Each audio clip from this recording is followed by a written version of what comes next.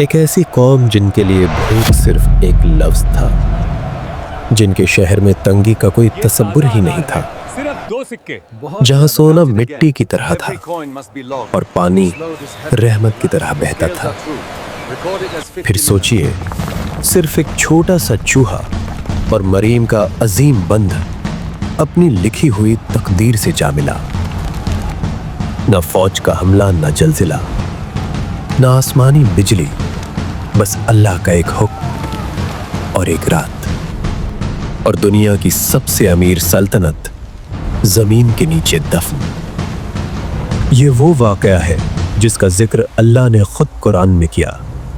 یہ ہے قوم سبا، جنت سے جہنم تک کا سفر، اور یقین مانیے جو آگے آنے والا ہے وہ آپ کو اندر تک ہلا دے گا۔ قوم سبا عرب کے جنوبی حصے میں آج کے یمن کے علاقے میں آباد تھی، لیکن یہ کوئی عام قوم نہیں تھی۔ یہ دنیا کی سب سے زیادہ خوشحال قوم تھی۔ ان کی زمین زرخس تھی، ہوا نرم تھی، اور بارش بالکل میزان کے ساتھ ہوتی تھی۔ مگر ان کی اصل طاقت، ان کا سب سے بڑا راز، مریب کا عظیم بند۔ یہ ڈیم اتنا عظیم تھا کہ اس کے ذریعے دونوں جانب پھیلے ہوئے باغوں کو پانی ملتا تھا۔ پھل اتنے زیادہ کہ مسافر جب وہاں سے گزرتا تو بھوک کا احساس ہی نہیں ہوتا۔ قرآن اس منظر کو خود بیان کرتا ہے۔ سبا کے لیے ان کے رہنے کی جگہ پر ایک نشانی تھی، دائیں اور بائیں 2 بار، اور پھر اللہ فرماتا ہے، اپنے رب کا رزق کھاؤ اور اس کا شکر ادا کرو۔ یہ صرف دولت نہیں تھی، یہ اللہ کی رحمت کا نظام تھا۔ اس مہینے مچھلیوں کا شکار بہت اچھا ہوا ہے۔ ہماری تجارت ہر مہینے بہتر ہو رہی ہے۔ شہر صاف، نظام منظم، لوگ امن میں۔ قرآن نے اس شہر کو کہا پاک شہر اور بخشنے والا رب۔ یہ تھی زمین پر جنت۔ اسی قوم کی سب سے مشہور حکمران رانی بلقس۔ تفسیر ابن کثیر کے مطابق بلقس ایک سمجھدار، باحکمت اور طاقتور رانی تھی۔ اس کا تخت عظیم تھا، اس کا نظام مضبوط، اور اس کی سلطنت دور دور تک مشہور، یہاں تک کہ اس کا ذکر اللہ کے نبی حضرت سلیمان علیہ السلام تک جا پہنچا۔ حضرت سلیمان علیہ السلام وہ نبی جنہیں اللہ نے ایسی طاقت دی جو کسی اور کو نہیں ملی۔ جنات ان کے حکم میں، پرندے ان کی زبان سمجھتے، اور ہوا ان کے لیے چلتی۔ انہوں نے بلقس کو خط بھیجا۔ قرآن اس خط کے الفاظ بیان کرتا ہے۔ یہ خط سلیمان کی طرف سے ہے، اور یہ اللہ کے نام سے شروع ہوتا ہے، اور دعوت دی اللہ کے آگے سجدے میں جھک جاؤ۔ بلقس نے مشورہ کیا، تحفے بھیجے، سونا، چاندی، جواہرات۔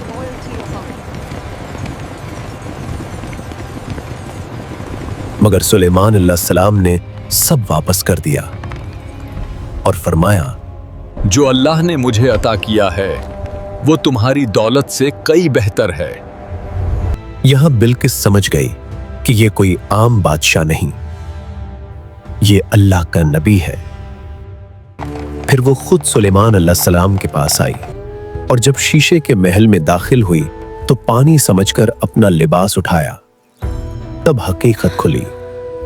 اس وقت بلقس نے کہا، اے پروردگار، میں غلط تھی، اب میں اللہ پر ایمان لاتی ہوں۔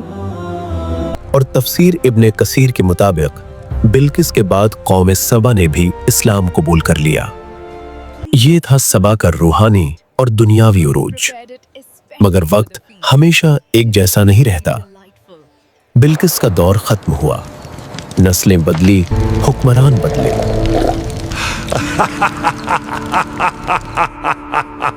یہ باغ ہم نے بنائے، یہ بند ہم نے خود کھڑا کیا، یہ دولت ہماری عقل کا نتیجہ ہے۔ اللہ کا ذکر کم ہوتا گیا، और अपनी ताकत का नशा बढ़ता गया।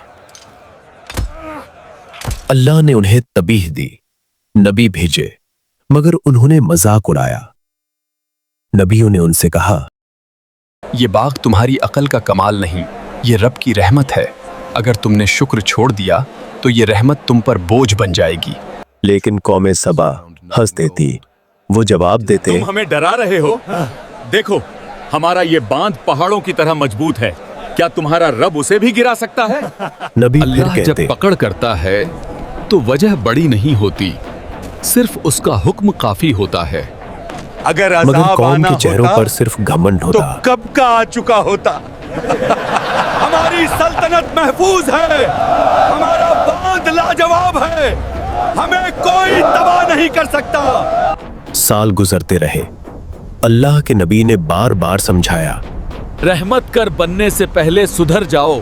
हमारी बराबरी करने चला है, इसकी औकात ही क्या है। मगर उनके दिल पत्थर ही रहे।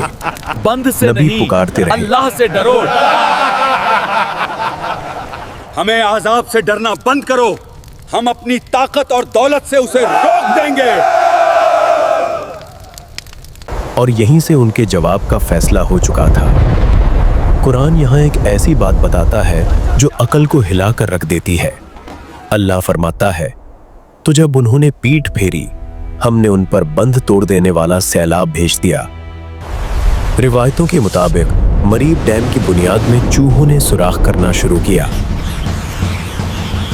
लोग देखते रहे, मगर घमंड में अंधे थे। ये बांध हमारी ताकत की निशानी है, ये चूहे इसका कुछ नहीं बिगाड़ सकते। फिर वो रात आई, लोग सो रहे थे, शहर खामोश था और मरीब डैम आखिरी सांस ले रहा था। पहले एक आवाज आई, फिर दूसरी, और अचानक बंद टूट गया। पानी जो कभी रहमत था, अब कहर बन चुका था।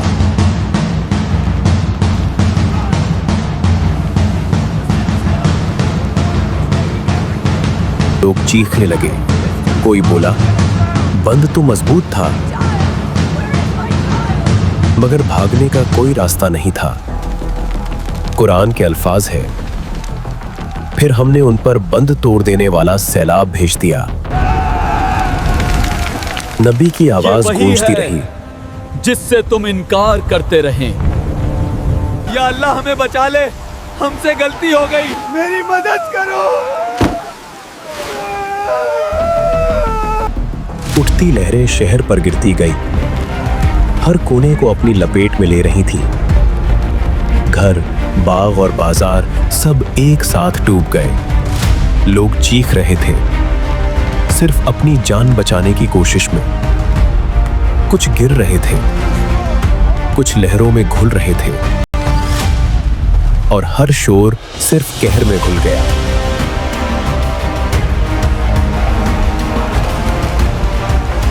आखिर में एक ऊंची लहर उन सबको हमेशा हमेशा के लिए खामोश कर गई।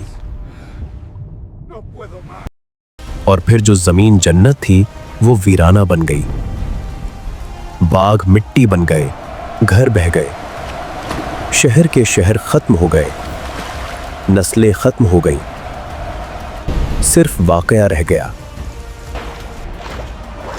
अल्लाह फरमाता है, उनके बागों के बदले कांटेदार झाड़ियां लगा दी गई।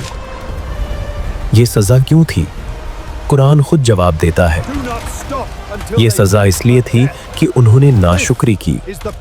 कौमे सबा दौलत से तबाह नहीं हुई, गुरूर से तबाह हुई। उनका जुर्म ये नहीं था कि वो अमीर थे, उनका जुर्म ये था कि वो शुक्र भूल गए। ये सब तो मामूली बात है।